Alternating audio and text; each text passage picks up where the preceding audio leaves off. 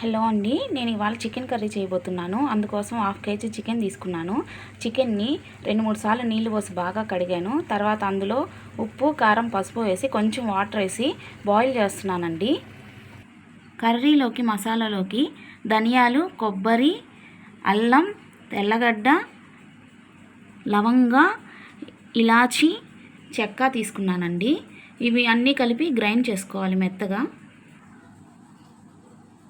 ఇవన్నీ మెత్తగా పేస్ట్ చేయాలండి.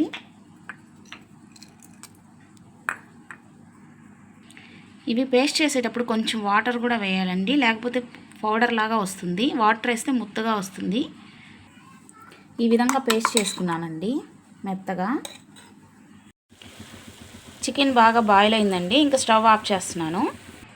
నెక్స్ట్ కర్రీ ప్రిపేర్ కోసం ఒక ఆనియన్ సన్నగా కట్ చేసుకున్నాను, ఒక చిన్న టమోటా కట్ చేసుకున్నాను, కొంచెం కొత్తిమీర, సాల్ట్, అల్లం పేస్టు, చెక్క మొగ్గ, కారం, పసుపు తీసుకున్నాను.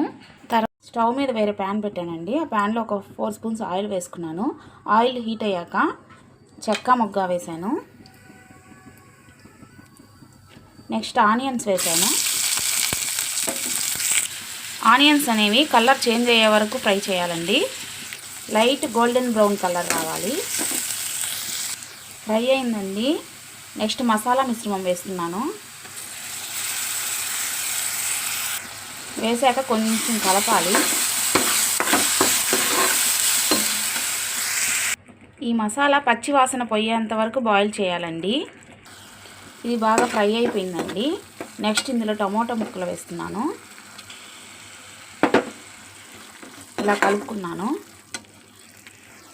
కొంచెం కొత్తిమీర యాడ్ చేశాను. నెక్స్ట్ కారం, పసుపు వేస్తున్నాను. నేను ఇందాక చికెన్లో వేసానండి, కొంచెం పసుపు కొంచెం కారం వేసాను. అందులో కొంచెం తక్కువ ఉందని మళ్ళీ కారం, పసుపు వేసాను. కొంచెం సాల్ట్ కూడా వేస్తున్నాను. బాగా మిక్స్ చేశాను. నెక్స్ట్ కొంచెం గరం మసాలా వేసానండి. బాగా కలుపుకున్నాను. నెక్స్ట్ ఉడికించిన చికెన్ని దీంట్లో వేస్తున్నాను. చికెన్ అంతా ఇందులో వేసాక కొంచెం వాటర్ వేసి ఉడికించాలి. చికెన్ అయితే మొత్తం వేసేసానండి. ఇందులో కొంచెం వాటర్ వేస్తున్నాను. కొంచెం సరిపోతాయి. చికెన్ బాగా బాయిల్ అవుతుందండి. లాస్ట్లో చికెన్ మసాలా పౌడర్ వేస్తున్నాను.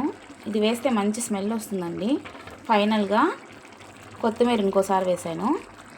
ఇంకో 5 మినిట్స్ ఉడికితే సరిపోతుందండి. ఆ మసాలా అంతా చికెన్కి పడితే చాలు. జస్ట్ మూత పెట్టేస్తున్నాను. ఇంకా ఒక 5 మినిట్స్ అయితే రెడీ అయిపోతుంది. ఫైనలీ చికెన్ కర్రీ అయితే రెడీ అయిందండి. చూడండి, ఆయిల్ కూడా పైకి వచ్చింది. ఇలా ఆయిల్ పైకి వస్తే ఉడికినట్టు అర్థం అంట. నాకు తెలియదు, నాకు ఇంతకుముందు వేరే వాళ్ళు చెప్పారు. సో చికెన్ కర్రీ అయితే రెడీ అయిందండి. ఇంకా స్టవ్ ఆఫ్ చేస్తున్నాను. ఉడికిందండి.